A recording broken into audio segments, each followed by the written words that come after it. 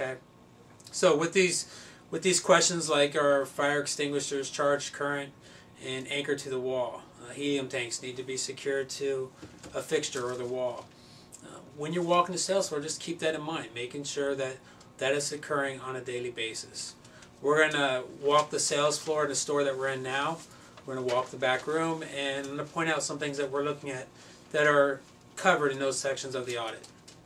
Okay, so I've walked the sales floor of the store I'm in now, and the sales floor looks good. Everything that we look at from physical security and safety and awareness and training categories as it pertains to the sales floor looks fine. So now we're going to go into the back room, and let me point out a few things there.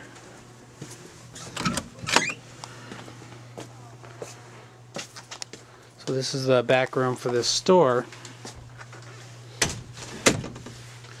Some of the first things that you would notice when you walk back here is its organization.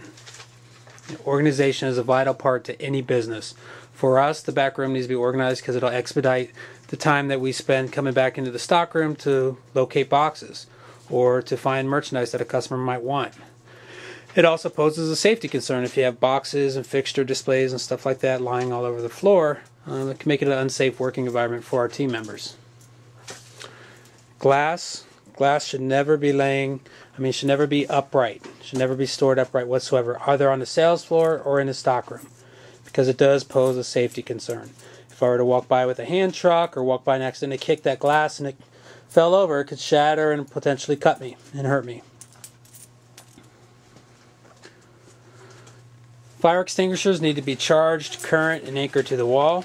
This is not only a fire code violation if it's not, but it's a serious safety concern. That and helium tanks are both on the audit. Those are pressurized gas in containers. So when they're not anchored to something and they were to tip over and that nozzle broke, you would basically have what would amount to a torpedo going off in your stockroom. So that's why those questions are on the audit. Like I said before, all those questions on there on that audit are there to protect you as well as the assets of the company. So in this case, looking at this fire extinguisher, it's dated for May 2008. Since we're in February of 2010, that's almost 2 years, well, a year and a half overdue. So I'll continue my walk through this stock room. Again, just looking at the overall organization of the stock room, it's not there.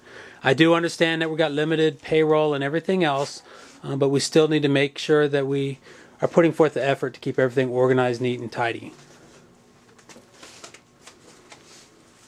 One thing I found when we came back here earlier is we found this bag full of invitations sitting on top of the desk with a name on it. There is no receipt in the bag, and the bag is full of merchandise. So what that tells us is probably a customer, or it's an associate or team member hold, which is not authorized.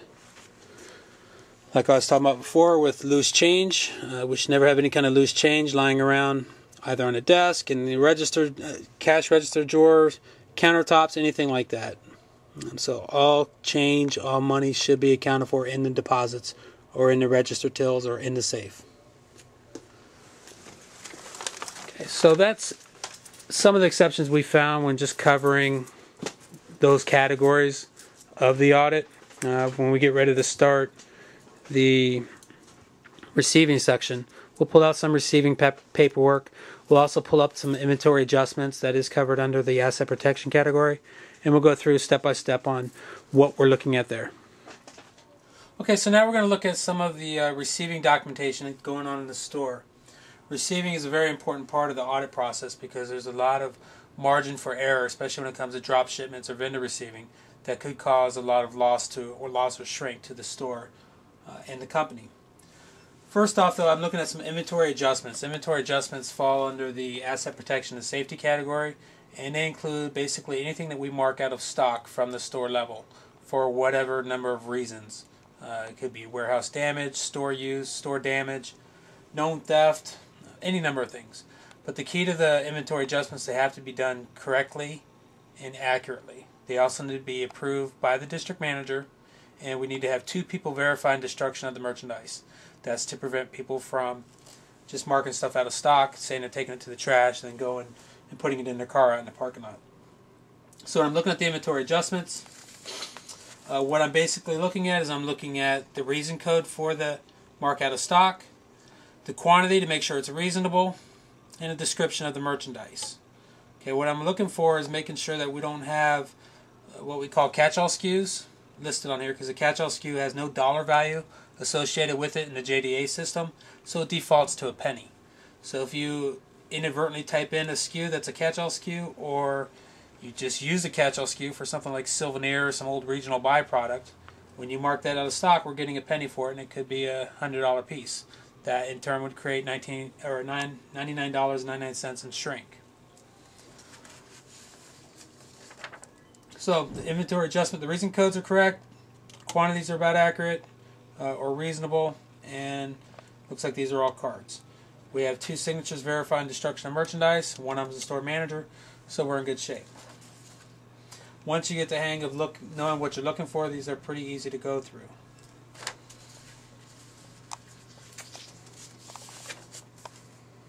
Okay, so I finished looking at the inventory adjustments, and everything looks right on par. The next paper we're going to look at now is the receiving documentation. Again, receiving is very important and crucial to our business because it not only impacts our shrink and our profit margins, but it also will impact our sales. You know, if we're faulty receiving or receiving a merchandise we never received in the store, it's going to inflate our BOH levels or our on-hand levels. We're not going to get replenished on that merchandise, and that could be potential merchandise that we could have sold to a customer who comes into our store looking for it. So this is very important when we go through it. What I'm basically doing, this is a drop shipment. The drop shipments and store-to-store transfers are the only one that have the receiver purchase order printouts attached to it. So the first thing I'm doing is I'm going to look at the packing slip, and I'm going to make sure that it's signed, dated, and carton counted the day that it came into the store. Not the day that the box was opened, but the day that it came in the store. So if I see dates on here that are holidays or Sundays or days that shipments aren't delivered to the store, I know that it's probably the date they opened the box and not the date that it came into the store. The reason why I want it to be the date that it came into the store is because we want to make sure that it's entered in the system with 48 hours, and we need to know what that starting point is. All the signatures and dates and stuff that we require on these various documents are there for accountability reasons. I'm sure a lot of you have seen or will see these outstanding PO and outstanding transfer reports that come out to the stores. It creates a lot of work, both at the store support center or the corporate office, for them to be able to run and pull all these reports, as well as for the district managers to follow up on the reports, as well as the store staff to look and see what's going on with all these outstanding shipments. So if it shows up on the report and we go back and we can look, we might have some accountability of what exactly is going on, what is that team member doing that's causing the receiving to be inaccurate and showing up on those reports. Okay, so this is signed, dated, and carton count when it arrived in the store. The next thing I'm doing is, as you know, all vendor shipments have to be line item checked in when received. Line item checked in means that we physically write the quantity that arrived in the store and that you're pulling out of the box. We don't use check marks, we don't use circles, we write the physical quantity. Even if it's one line and 1, you would write a 1 in there. So what I'm going to do is I'm going to add up the quantities that the team member line item checked in for this particular PO. 3, 5, 6, 8, 10, 12, 14, 16 pieces. Now I'm going to flip this sheet over, and I'm going to make sure that this shows 16 pieces received in on the new received column. This sheet should show the new received column. The new received column quantities must always match the packing slip. All right, let me repeat that. New received quantities must always match the packing slip. Because you can receive in multiple shipments into a store off of one particular purchase order, but our verification of knowing what you're receiving in at that point matches the packing slip is the new received column. Because once you hit received, you're going to see that the quantity shifted to the received column. So